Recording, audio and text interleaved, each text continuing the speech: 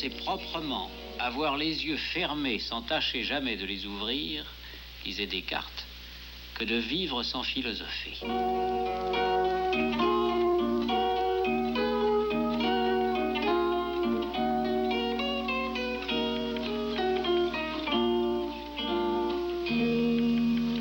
Il y a une vie de la philosophie hors de la classe, une cité des philosophes qui l'englobe et la nourrit.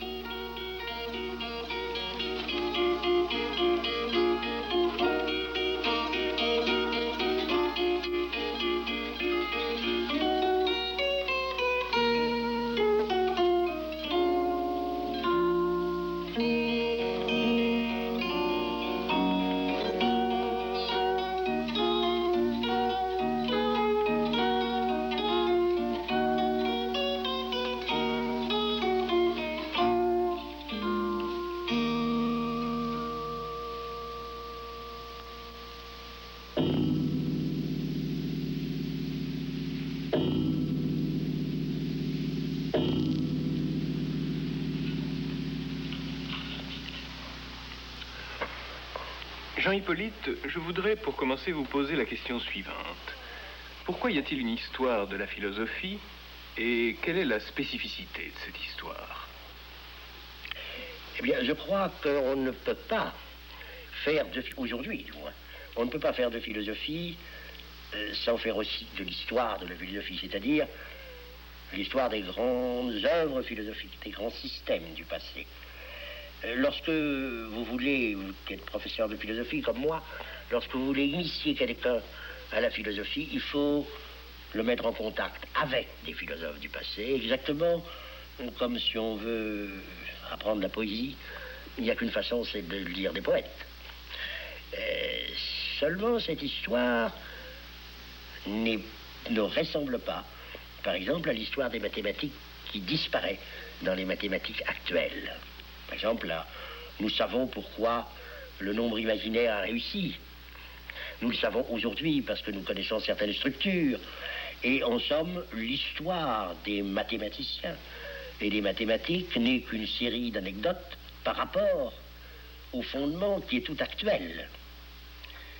Nous ne pouvons pas reprendre toutes les philosophies du passé et, en quelque sorte, les récupérer dans une philosophie actuelle qui oublierait cette succession pour garder une histoire récurrente, comme on dit. Sur ce point, faut-il conclure que la philosophie est plus proche de la poésie, par exemple, que des mathématiques?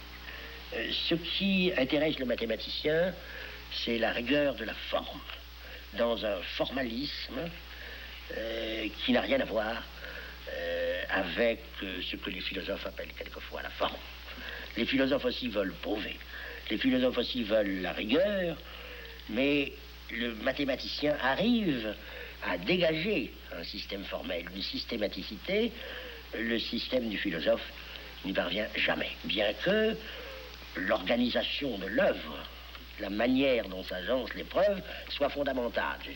Toutefois, avec le poète, car je ne vous ai pas répondu pour le poète, avec le poète, il y a ceci de commun, que le poète non plus, ce n'est pas le formalisme mathématique, mais il y a ceci de différent, que la visée du poète, c'est que ce soit beau, et que la visée du philosophe, c'est la vérité.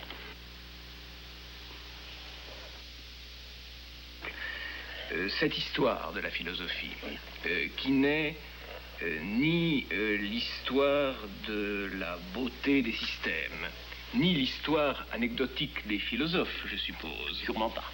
Qu'est-elle, finalement? Eh bien, elle n'est, il faut ajouter, ni l'histoire des savants, ni l'histoire de la science. Elle n'est pas l'histoire de la science, elle est différente. Il faut admettre que la philosophie existe. Ce premier point, n'est-ce pas, pour nous, il existe des philosophes. Platon, Descartes, Spinoza, Leibniz, Kant sont des philosophes. Mais alors, s'il existe des philosophies qui, comme celle de Malebranche, nient l'intérêt de l'histoire de la philosophie, ou comme celle de Hegel, l'absorbe et arrive finalement à la dissoudre, n'est-ce pas déjà une affirmation philosophique particulière que d'affirmer, comme vous le faisiez au début, la nécessité d'une histoire de la philosophie? Je pense que toute la philosophie que nous connaissons, enfin depuis la philosophie des présocratiques, jusqu'à notre philosophie, jusqu'à Kant, marque un mouvement irréversible, va dans un sens irréversible comme le temps rempli, comme le temps plein. Et cette irréversibilité fait qu'aujourd'hui, la philosophie est une question pour elle-même, la métaphysique est une question pour elle-même. À partir de Kant, en particulier, il y a quelque chose qui s'est produit et qui fait que la métaphysique est devenue sa question. Qu'est-ce que la métaphysique? Il ne s'agit plus de faire une métaphysique, une théorie de l'être ou une théologie, il s'agit de se demander ce qu'est cette métaphysique et dans quelle mesure elle est possible. Mais cette question critique n'est-elle pas, à certains égards, l'annonce d'une fin de la philosophie? D'une fin? De la métaphysique. Et peut-être même de la philosophie. Ah, c'est celle de la Terre qui serait perdue. Vous le savez bien. Simplement, si vous voulez, les métaphysiciens du passé, les grands philosophes du passé, faisaient une théorie de l'être. Et ils faisaient aussi une théologie, en général. C'est cette théologie qui est aujourd'hui en question. Ce qui ne veut pas dire que la problématique de l'être, la problématique de la métaphysique elle-même, est terminée, est achevée. Ça veut peut-être dire qu'un système comme celui de Spinoza ou un système comme celui de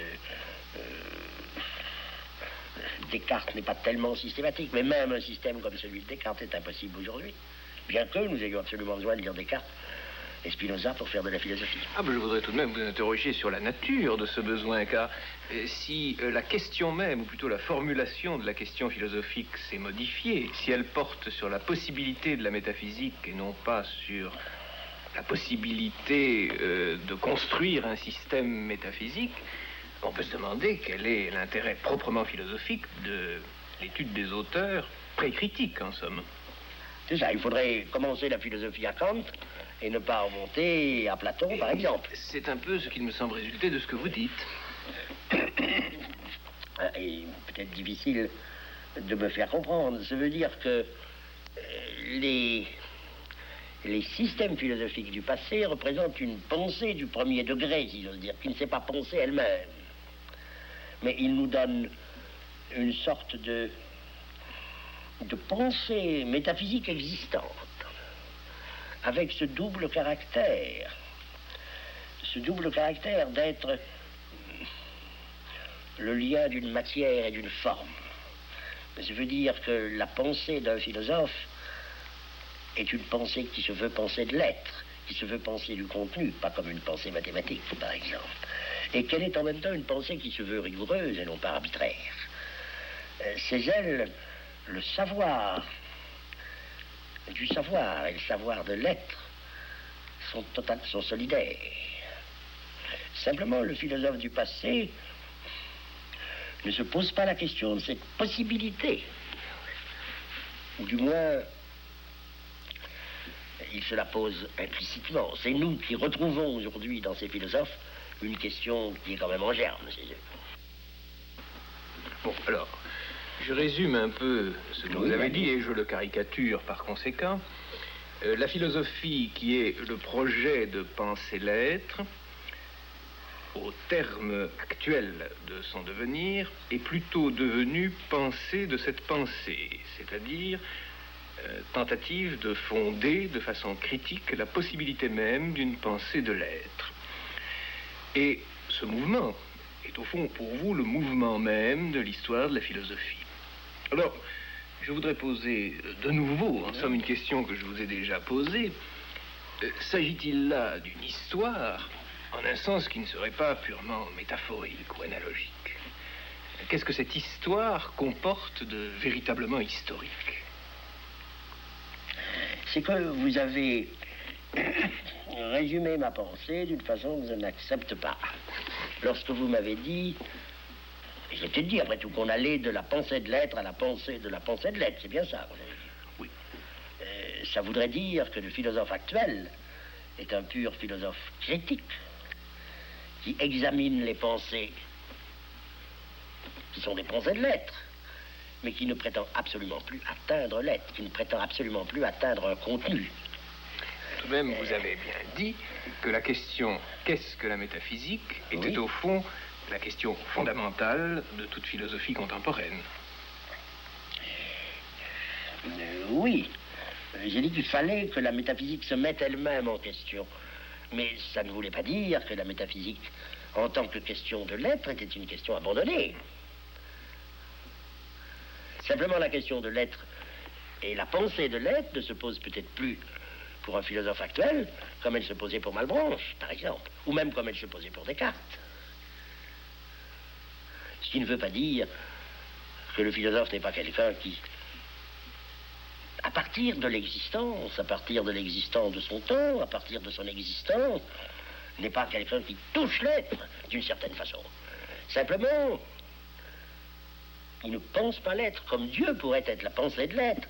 Il le pense comme un homme à partir de racines anthropologiques et existentielles, comme un homme qui n'est pourtant pas, pour autant, coupé de l'être. Nous en sommes.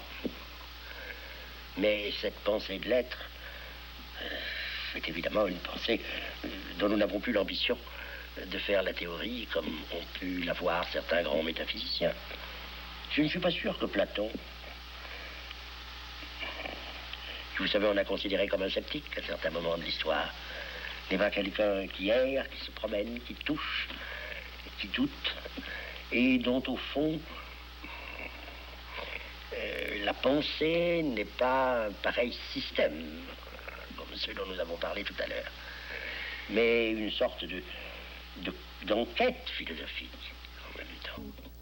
Puisque l'intention qui animait les anciens systèmes de philosophie est désormais, selon vous, impraticable, accepteriez-vous que l'on parle d'une erreur de ces systèmes? Ou d'une erreur de ces philosophes? Non, je n'emploierai pas le mot erreur. Je n'emploierai pas le mot erreur. Parce que ce qui nous intéresse dans un système de philosophie, quand nous contemplons le système de philosophie, c'est le chemin suivi par le philosophe. C'est la manière dont il accède à la vérité. C'est aussi ce qu'il touche, bien sûr. De sorte que je vais quand même vous accorder quelque chose. Je vais vous accorder qu'en ce qui concerne la métaphysique comme telle, le tout, si vous voulez, de la métaphysique, on peut parler de quelque chose qui est dépassé dans une certaine mesure, que l'histoire a mis en question. Mais en ce qui concerne l'intérieur d'un système, ça me paraîtrait presque grossier de parler d'une erreur à l'intérieur d'un système philosophique. Il me paraîtrait, si vous voulez,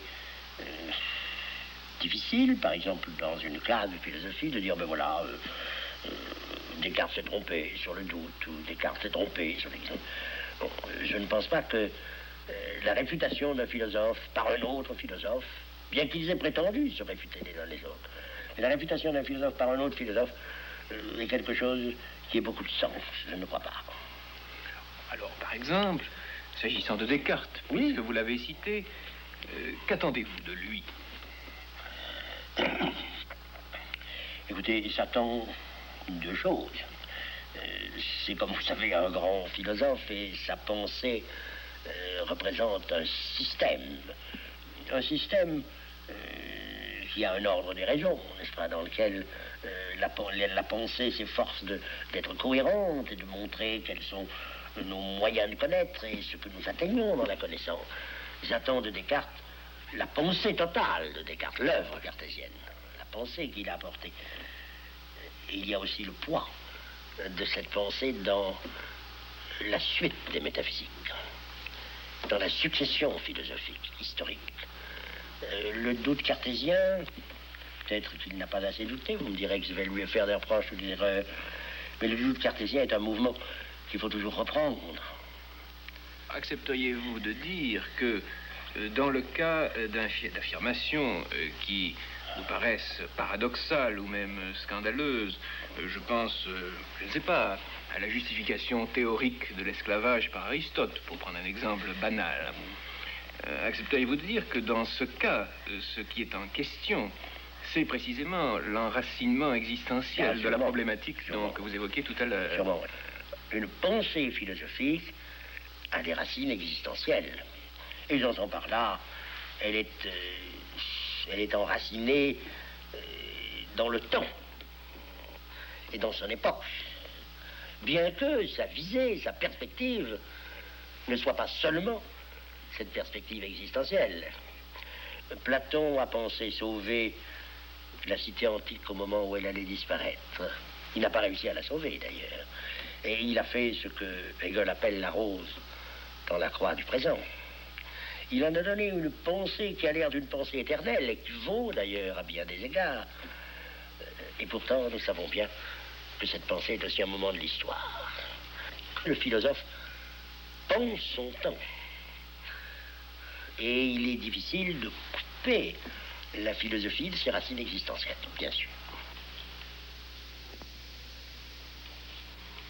Mais dans ce cas, Oui. est-ce que la philosophie n'a pas sa vérité dans la non-philosophie? Ou est-ce que la non-philosophie n'a pas sa vérité dans la philosophie? Je vous réponds un peu facilement, un peu dialectiquement. Mais pourquoi voudriez-vous que ça reviendrait à dire que la philosophie n'est qu'une idéologie? Par exemple? Dans une époque. Ben, c'est ça que dans une large mesure je refuse. Je ne veux pas confondre une pensée philosophique avec une idéologie. Je pense qu'il y a un rapport étroit entre la philosophie et la non-philosophie, entre la philosophie et les conditions, entre le philosophe et les conditions de son temps. Le philosophe pense son temps. Il l'élève dans la pensée et il dépend de la non-philosophie dans la mesure, nous rejoignons ce que je vous disais, ce que nous disions du formalisme, mathématique ou pas, dans la mesure où il ne s'agit pas d'une forme pure, et où le philosophe a des sources qui ne sont pas philosophiques. Mais il y a des sources qui ne sont pas philosophiques.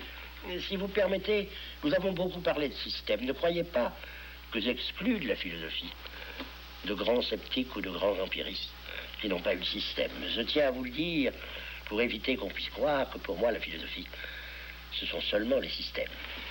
Le souci qui est le mien n'est pas tant de contester la conception de l'histoire de la philosophie que vous nous proposez, que de me demander si le mot histoire n'est pas ici équivoque.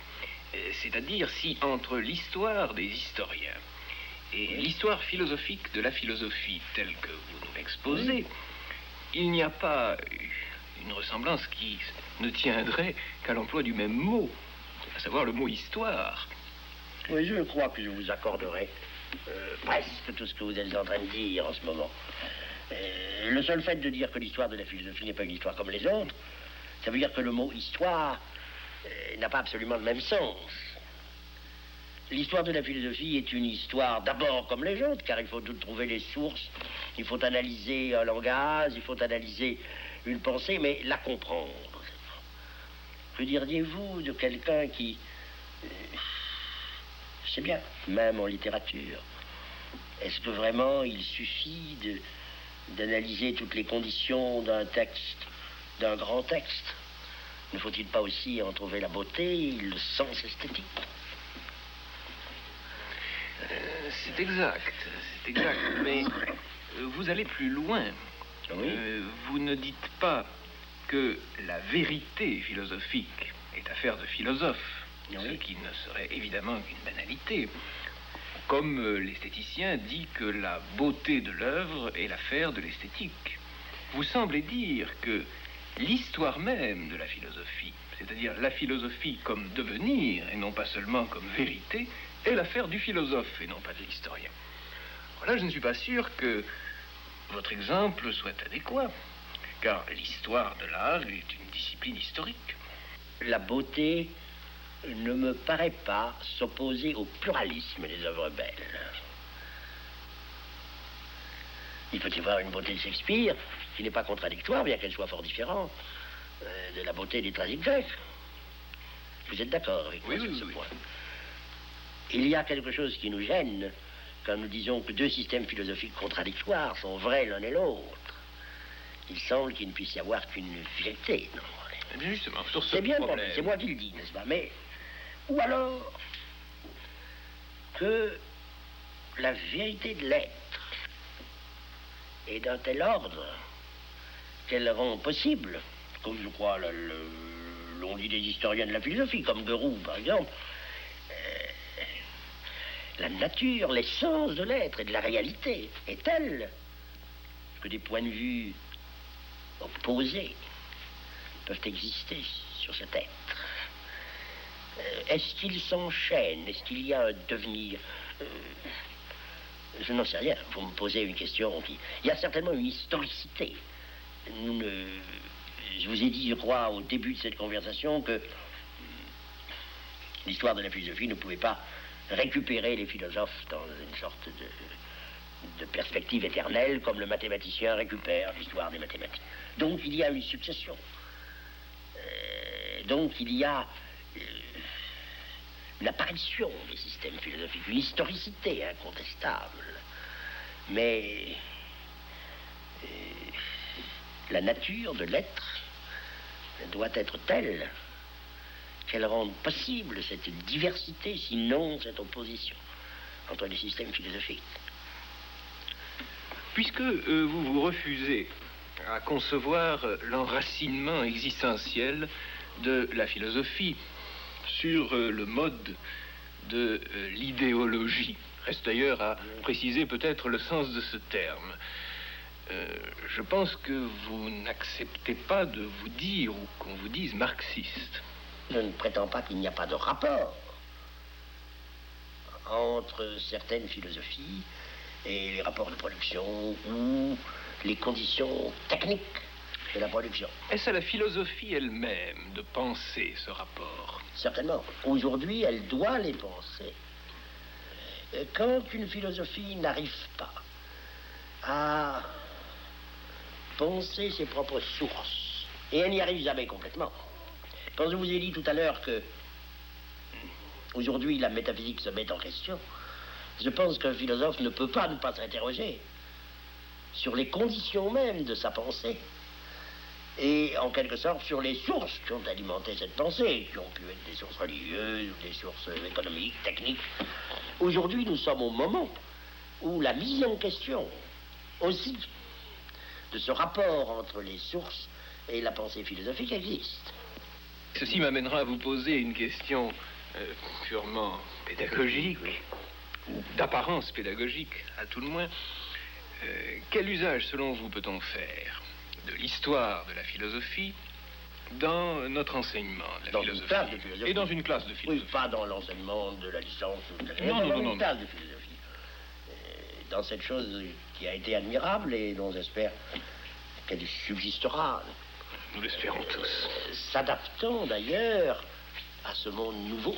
Je ne veux pas dire que l'enseignement de la philosophie doit s'adapter, mais je veux dire que la participation de tous, y compris les scientifiques, à ce que la philosophie peut apporter, de libéral et d'ouvert, me paraît indispensable dans le monde actuel. Donc que la classe de philosophie ne s'adresse plus seulement à de soi-disant littéraires, mais qu'elle puisse s'adresser à tous, à ceux qui seront les ingénieurs, les savants, et qu'il puisse y avoir une année libérale. Mais revenons à votre question, qui est le rôle de l'histoire de la philosophie dans la classe de philosophie, proprement dans la classe de philosophie. Alors, il y a ce qu'il faut exclure et ce qu'on peut souhaiter. Je crois que sur ce qu'il faut exclure, on peut être très catégorique. Il faut exclure une sorte de manuel d'histoire de la philosophie qui, ne mettant pas en contact les élèves avec les grands textes ou avec les philosophes, leur fasse un résumé des systèmes depuis les présocratiques jusqu'à Kant et Fichte, Schelling et Hegel. Il faut exclure ça.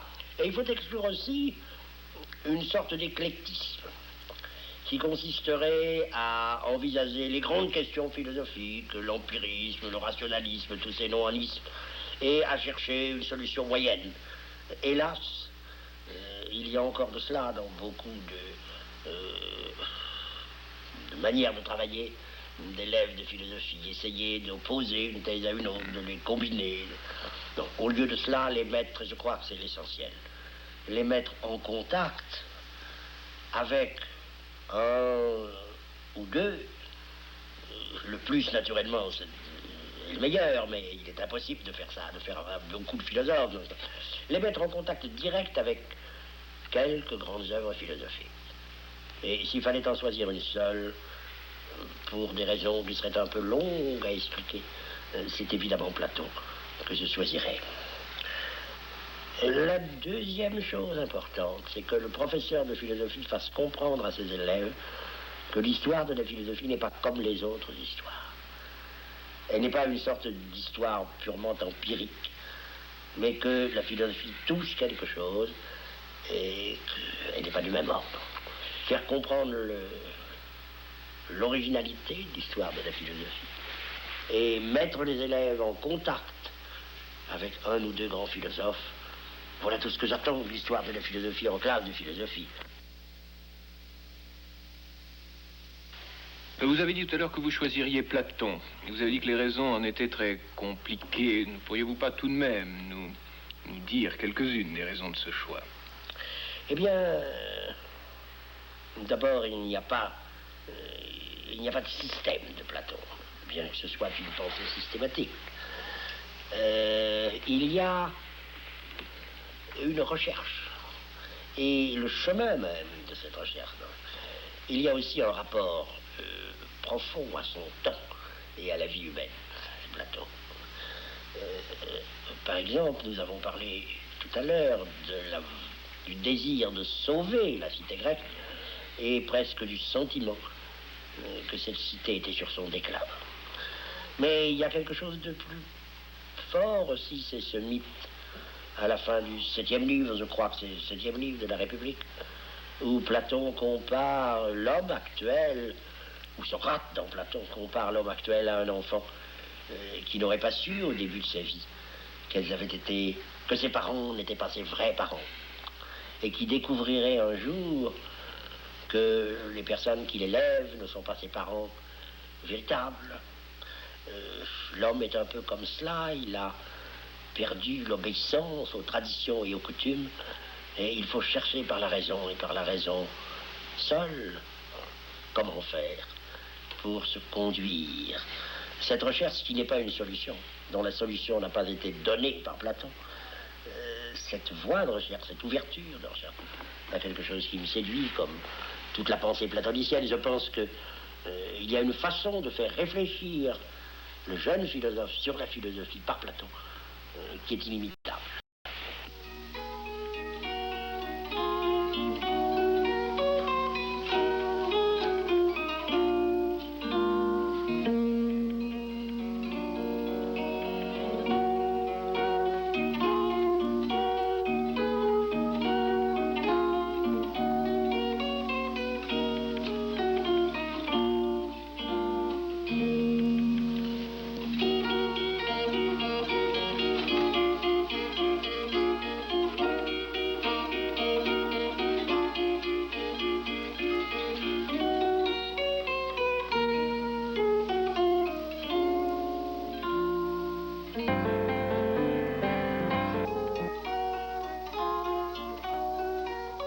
Or, c'est proprement avoir les yeux fermés sans tâcher jamais de les ouvrir, disait Descartes, que de vivre sans philosophie.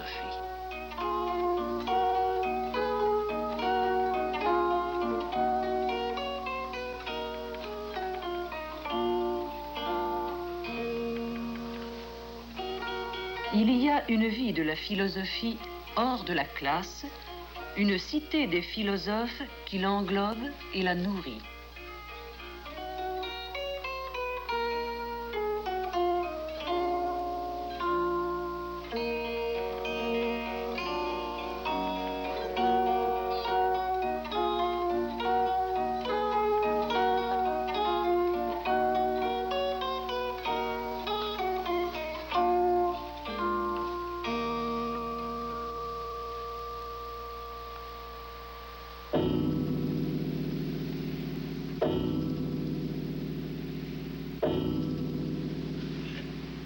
Qu'est-ce que la psychologie?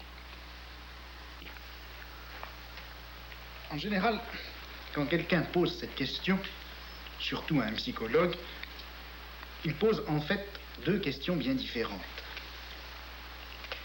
D'abord, il pose la question de quoi s'occupe la psychologie. Mais je ne pense pas que ce soit ça l'interrogation la plus importante et celle qui le préoccupe vraiment. J'ai l'impression que quand on pose la question qu'est-ce que la psychologie, on pose automatiquement cette autre plus fondamentale qui est est-ce que la psychologie est une science? C'est une banalité que ce que je viens de dire, mais je crois tout de même que c'est assez important. C'est assez important parce que il est de notoriété publique que le statut scientifique de la psychologie, d'abord n'est pas très bien établi, et ensuite n'est pas clair du tout. Et je crains cependant qu'en posant la question est-ce que la psychologie est une science, on ne pose pas probablement la question la plus fondamentale, celle qui permettrait de résoudre, sinon toutes les autres, du moins l'essentiel des autres. J'aimerais qu'on interroge la psychologie, non pas tellement sur la forme d'objectivité qu'elle peut atteindre, la forme de scientificité dont elle est capable, mais j'aimerais qu'on interroge la psychologie comme on interrogerait n'importe quelle autre forme culturelle. Qu'entendez-vous par une forme culturelle? Eh bien, par forme culturelle, j'entends, si vous voulez, la manière dont, dans une culture donnée, un savoir s'organise, s'institutionnalise, libère un langage qui lui est propre et, éventuellement, atteint une forme que l'on peut appeler scientifique ou que l'on peut appeler parascientifique. Alors, j'aimerais que l'on interroge la psychologie à cette racine.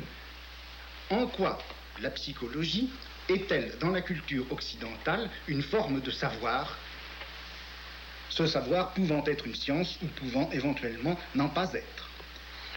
De ce point de vue, quelle serait votre réponse?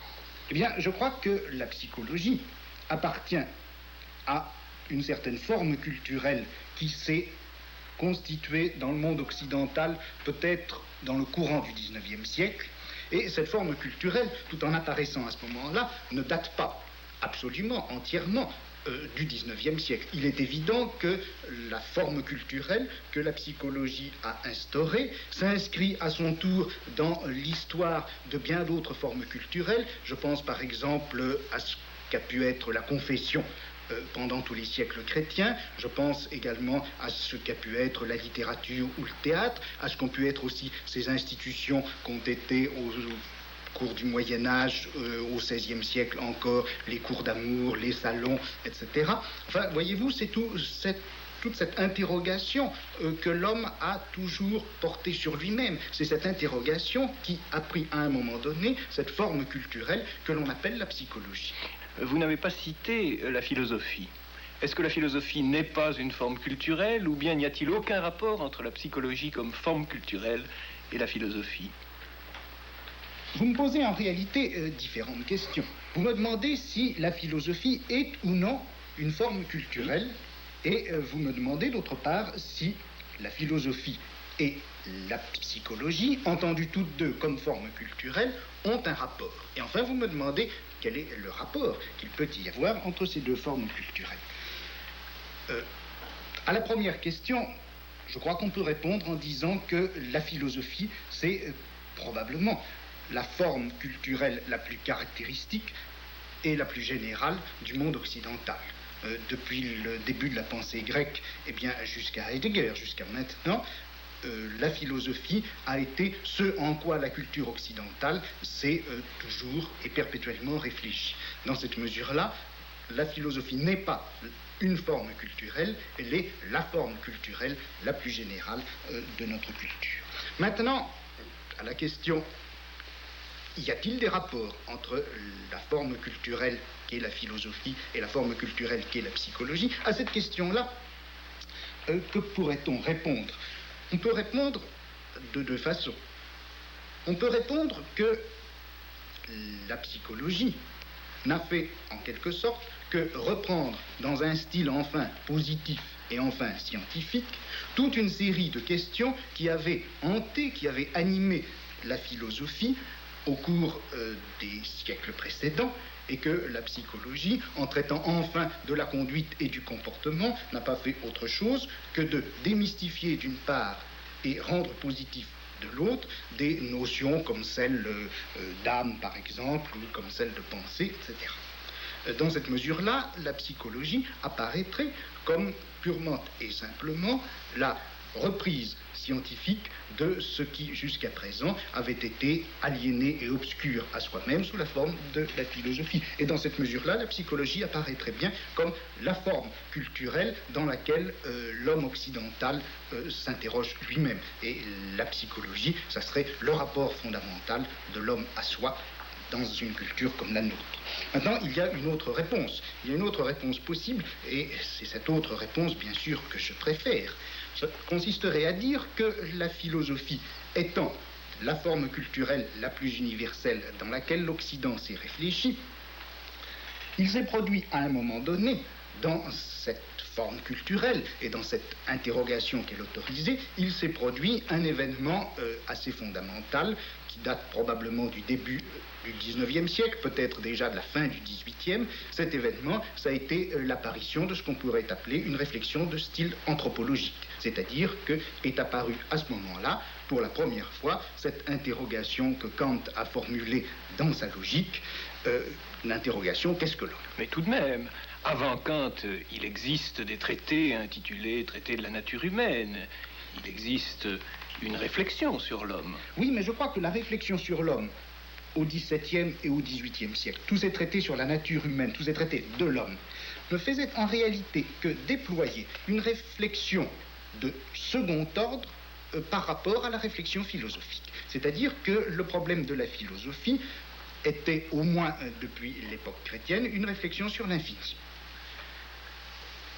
L'homme ne suscitait de questions que par rapport à cette philosophie de l'infini, c'est-à-dire qu'on se demandait à quelles conditions et comment il pouvait se faire que des êtres finis puissent, d'une part, avoir une connaissance vraie, c'est-à-dire une connaissance de l'infini, et pourtant être renvoyés perpétuellement à leur finitude de fait par des choses comme l'erreur, comme le rêve, comme l'imagination, etc. Dans cette mesure-là, la question « qu'est-ce que l'homme » n'était pas, je crois, la question fondamentale de la philosophie.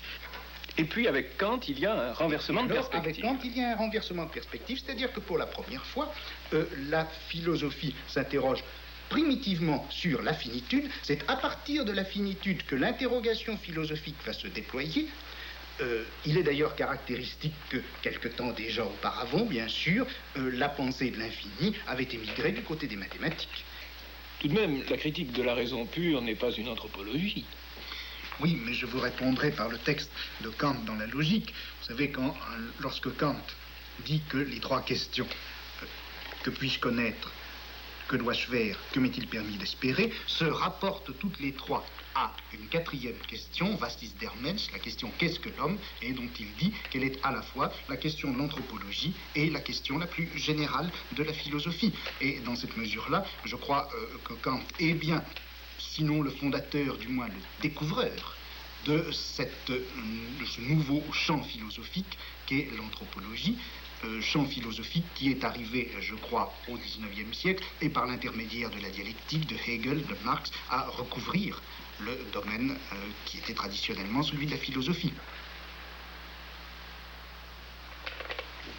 Est-ce que vous permettez de vous résumer en quelques phrases qui vous trahiront certainement? Certainement pas. Vous avez distingué deux perspectives. Dans la première, la philosophie ouvre en somme le domaine de la psychologie, mais les sciences humaines en assurent ensuite l'élucidation effective et positive. Dans la deuxième perspective, dont vous avez souligné qu'elle avait votre préférence, l'anthropologie tout entière se trouve prise comme moment destinal, en somme, de la philosophie comme forme culturelle à travers quoi l'Occident parvient à la pensée de soi, ou tente de parvenir à la pensée de soi. Alors, si vous le voulez bien, je voudrais reposer ma question relative à l'essence de la psychologie à l'un et à l'autre de ces deux niveaux. Et d'abord, si l'on admet que la philosophie a en somme prescrit implicitement son domaine aux sciences humaines en général, les sciences humaines prenant maintenant dans l'optique positiviste, disons, le relais de la vieille question philosophique. Dans cette optique-là, en admettant que vous puissiez la mimer provisoirement, qu'est-ce qui assure la spécificité de la psychologie au milieu des autres entreprises que l'on désigne communément du nom de sciences humaines? Eh bien, je crois que ce qui a caractérisé la psychologie et ce qui a fait que elle est probablement encore la plus importante des sciences humaines, la science humaine en quelque sorte rectrice, ça a été la découverte de l'inconscient par Freud. C'est-à-dire que la psychologie a elle-même, à l'intérieur de soi, opéré vers la fin du XIXe siècle une reconversion tout à fait étonnante et qui est, je crois, qui ouvre, je crois, la dimension la plus problématique et la plus fondamentale de la psychologie. On peut dire en gros que la psychologie, depuis la fin du XVIIIe siècle jusqu'à la fin du XIXe siècle, a essentiellement, s'est donné explicitement pour projet de faire l'analyse de la conscience, analyse des idées sous la forme de l'idéologie, analyse de la pensée, analyse des sentiments, etc. Et c'est à la fin du XIXe siècle que, brusquement, pivotant autour de son objet, la psychologie ne s'est plus donnée comme science de la psyché consciente, mais science de quelque chose qui venait d'être découvert, science de l'inconscient. Or, à partir du moment où la psychologie se découvrait comme science de l'inconscient, elle ne faisait pas simplement, elle ne pratiquait pas simplement l'annexion d'un nouveau domaine, d'un domaine jusqu'à présent ignoré, elle faisait bien plus. Elle restructurait entièrement le domaine de toutes les sciences humaines.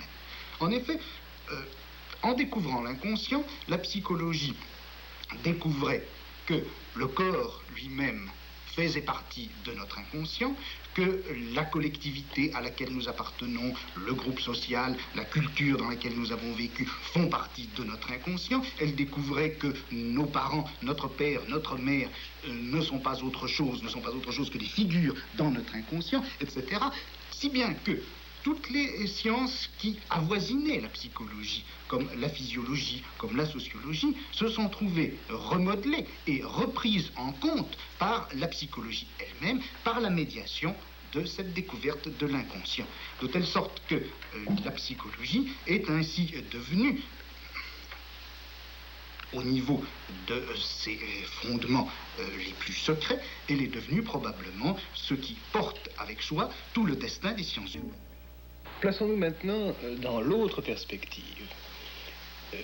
Quelle place peut-on assigner à cette découverte freudienne de l'inconscient dans l'anthropologie conçue cette fois comme moment philosophique de la pensée de l'Occident? Eh bien, là, il s'est produit un certain nombre d'événements. Voyez-vous, je parle toujours d'événements, mais je suis farouchement partisan de l'histoire événementielle, au moins en philosophie.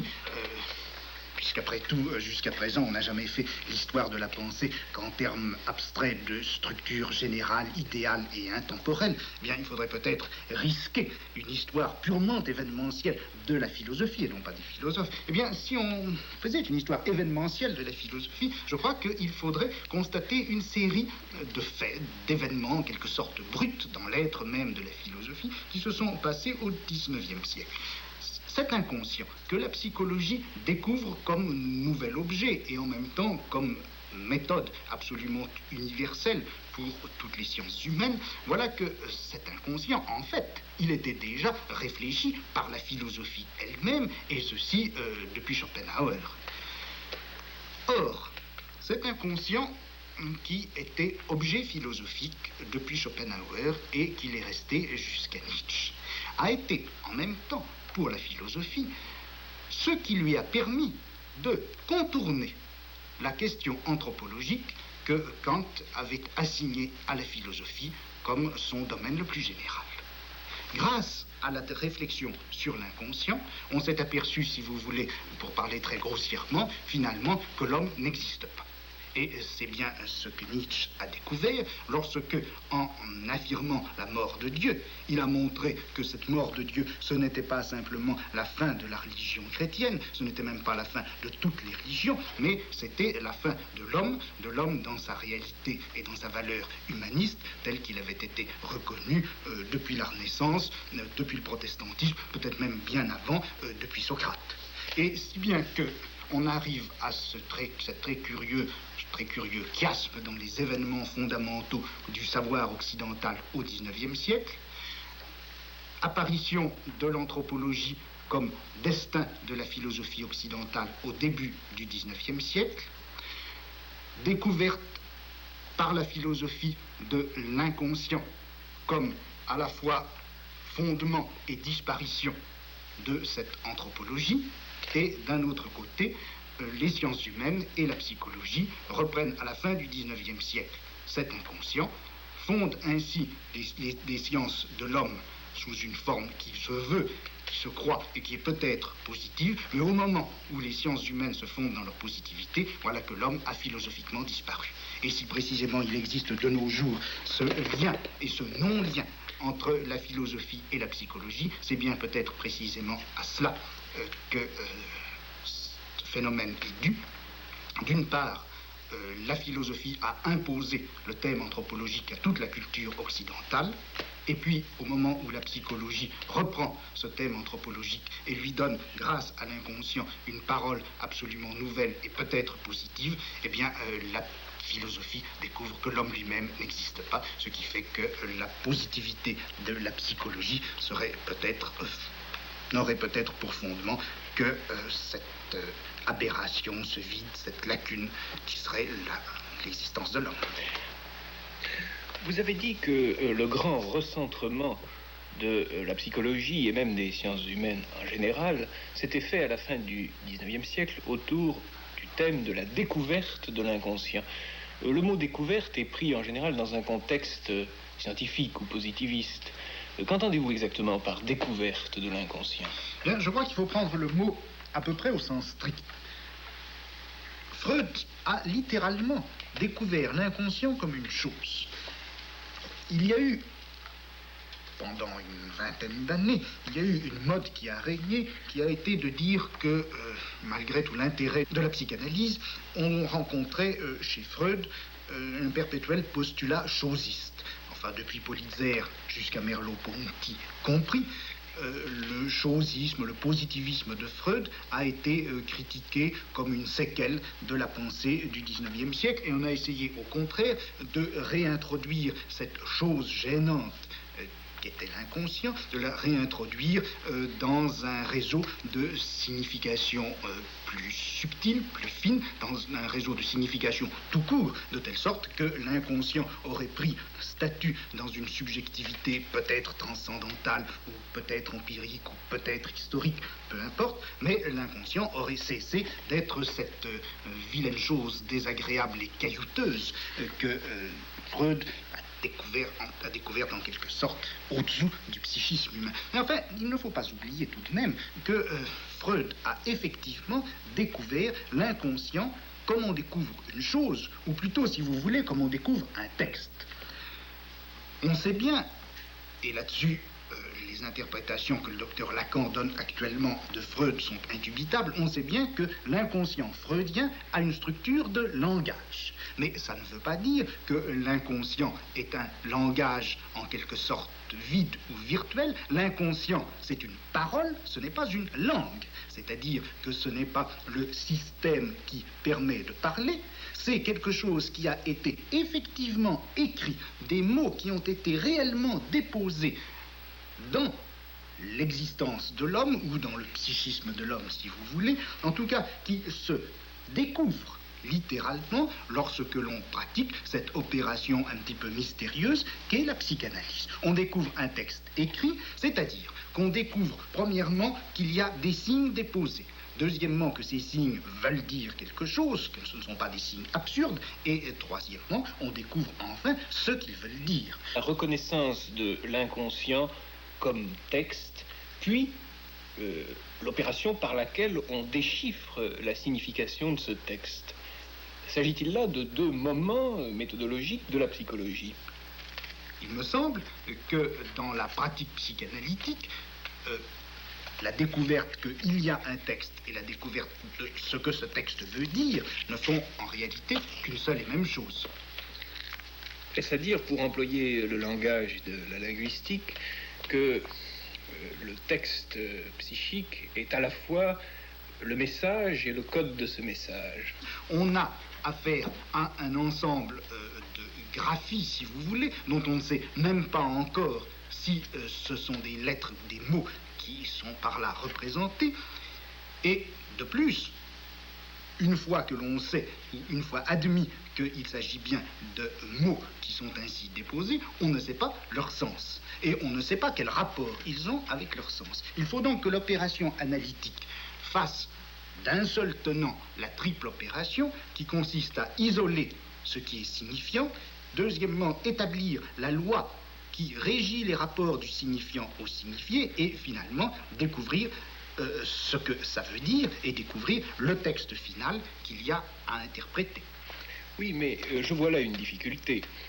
Si le message que représente l'inconscient est à lui-même son propre code, la psychologie, sous la forme de la psychanalyse, va se révéler impuissante à se constituer comme science de structure générale.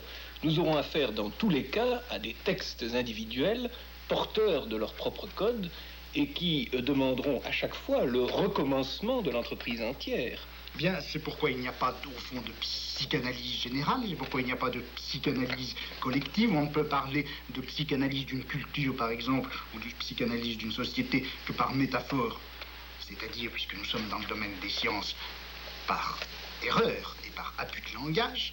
Il n'y a de psychanalyse que de l'individu, et dans cet acte absolument fondateur, si vous voulez, fondateur de sens, qu'est le rapport analytique entre le médecin, entre le psychanalyste et son patient, il n'en reste pas moins que chacune de ces découvertes rigoureusement individuelles, qu'il y a un texte et de ce que ce texte veut dire, peut permettre évidemment d'établir certains isomorphismes ou certaines structures générales de langage que l'on va trouver chez un autre individu. Mais le fait que le message détienne en lui-même son propre code est une loi fondamentale de la psychanalyse et fait qu'il n'y a de psychanalyse qu'à l'intérieur de cette opération individuelle qui est la cure même de la psychanalyse. Je voudrais maintenant revenir avec quelque obstination à la question qu'est-ce que la psychologie, et peut-être aussi vous contraindre à parler de ce dont je vous soupçonne de ne pas vouloir parler.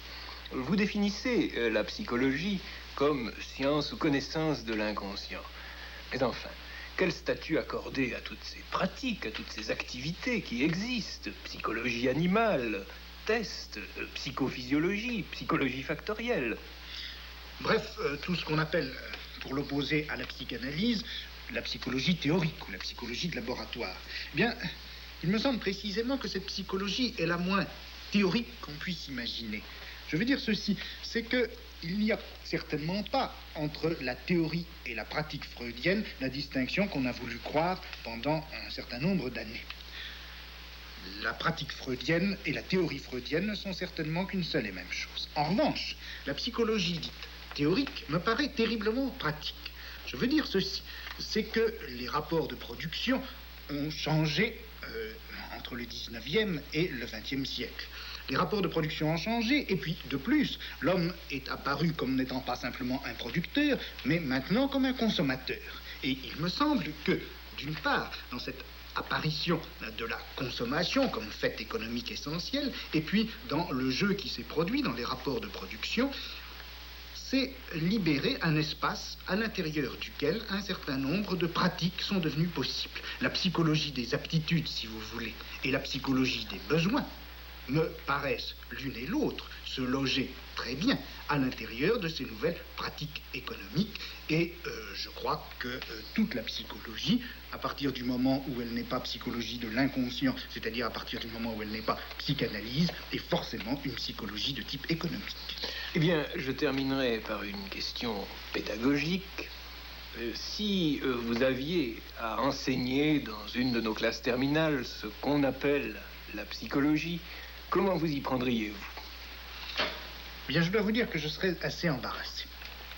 Parce que j'ai l'impression que j'aurais un rôle au moins double. Il faudrait d'une part que j'enseigne la psychologie et d'un autre côté que j'enseigne la philosophie. Il me semble que la seule manière de résoudre ce problème, ce n'est pas de nier le partage, mais au contraire de l'appuyer, de le marquer davantage encore. Et ce que j'aimerais faire, c'est faire mon cours de psychologie masqué comme le philosophe de Descartes, mais c'est en tant que psychologue, cette fois, que je serai masqué.